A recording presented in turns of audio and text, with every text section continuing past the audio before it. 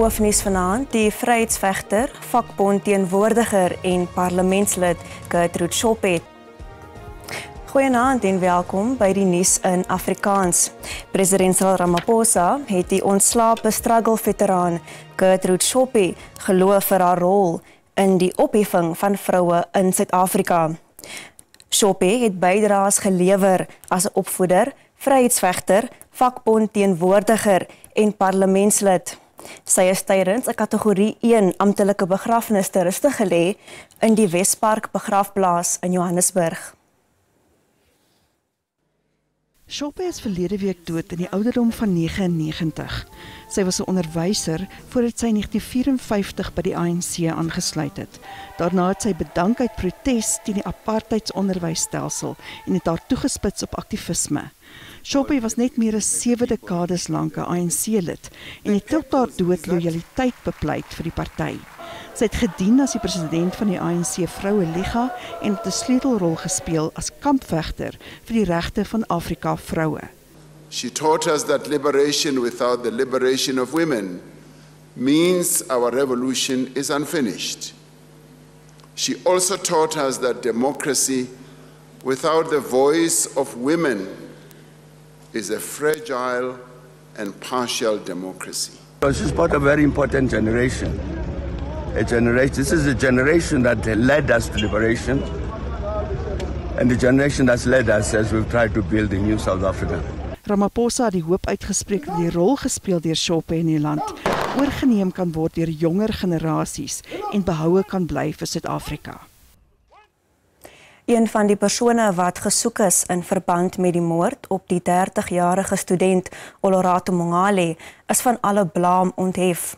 Die polisie sê Fezile Ngubane is vrygelaat nadat hy vroeër as 'n verdagte in hegtenis geneem is. Een verdagte, Bongani Mtimkulu, word nog gesoek nadat die polisie die hoofverdagte Phila Ngenkosi Makanya gister in Amanzimtoti in KwaZulu-Natal doodgeskiet het. Die lijk van die 30-jarige Mongale, 'n meestersgraadstudent, is verlede Sondag naby Alexandra in Johannesburg gekry. According to a preliminary report, Ngubane washes cars for a living and stays in the same neighborhood as deceased Nkosi Makanya.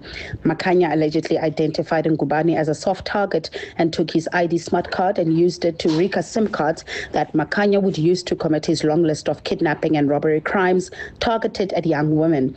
At times, it's alleged that he would use Ngubane's bank card to buy at various clothing stores. Ngubane's ID was found as part of the 27 ID smart cards found in possession of the deceased. The SAPS has also released the parents of one of the 2 suspects in the case after their statements were taken down. We are sitting with at least 20 cases where women have come forward identifying the suspects as those that kidnapped and robbed them. Die uitredende hoof van die Valke, Godfrey Lebeya, is by 'n geleentheid in Pretoria vir sy werk vereer. Hy is in 2018 aangestel as hoof van die Direktoraat vir Prioriteitsmisdade. Lebeya het sy opvolger aangemoedig om te sorg dat alle poste in die eenheid gevul word en dat alle moontlike hulpbronne gebruik word om die Valke se misdaadbekamping sterk te verbeter. We have arrested more than 19,266 accused persons and secured convictions on more than 5,114 accused persons. We have also seized goods worth more than 15 billion rands. Geen rookdag word vandag wêreldwyd gevier met kenners wat waarsku oor die dodelike gesondheidsgevare wat rook inhou. Kenners waarsku dat dit nie net tabakprodukte soos sigarette is wat lewensgevaarlik is nie, maar ook damprook. 'n Onlangse opname het bevind dat amper 30% van die land se bevolking rook. Tieners en jong volwassenes tussen die ouderdom van 16 en 34 is die grootste verbruikers van gegeurde sigarette, e-sigarette en damprook. Baie verkies om die gesondheidsgevare te ignoreer, terwyl ander voel die regering doen nie genoeg om mense daaroor in te lig nie. So wat 40,000 Suid-Afrikaners sterf jaarliks aan rookverwante siektes. Those flavors does not remove the poison and actually it creates new toxins. For example, strawberry, normally you can eat as a fruit. And that's how they are deceiving young people, thinking, oh, but I basically have strawberry in my liquid. The same thing, Harbleys, they are tobacco. Did you know they were actually tobacco? Many people thought they are just flavors. The new world e-cigarettes now have what we call nic salt. Nic salt is more addictive. So it's a compound that you add to the nicotine, like a salt. That's why the salt comes from. But that compound allows the nicotine to go into your brain much faster. So it is more addictive. And this is why you're now having this lot of children. Daar word gehoop dat nuwe wetgewing om rook te bekamp binnekort deurgevoer sal word.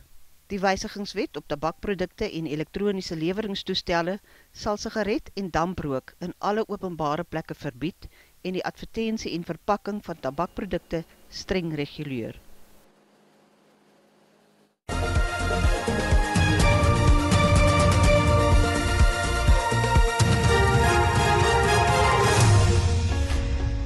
Die Amerikaanse president Donald Trump het aangekondig dat invoertariewe op staal en aluminium van Woensdag van 25% tot 50% verhoog word. Trump sê dit is om die twee sektore in die VSA te beskerm. Hy het met staalwerkers by 'n staalaanleg in Pittsburgh in Pennsylvanië gepraat. Trump het ook gesê hy sal sorg dat geen land die nuwe tariewe sy stap nie. In Israel het die minister van verdediging, Israel Katz, Hamas gewaarsku om 'n voorgestelde skietstilstand ooreenkoms te aanvaar of die gevaar te loop dat die hele Gaza vernietig sal word. Die ooreenkoms is deur die Amerikaanse spesiale gesant Steve Witkoff voorgestel.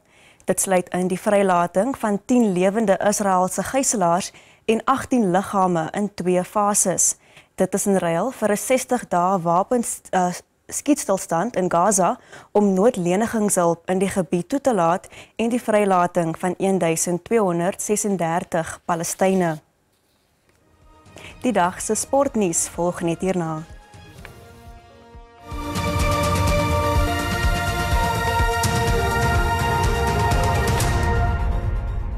Dis dan al van die nuusspan. Ons is môre aand om 6:15 weer terug hier op SABC2. Totsiens.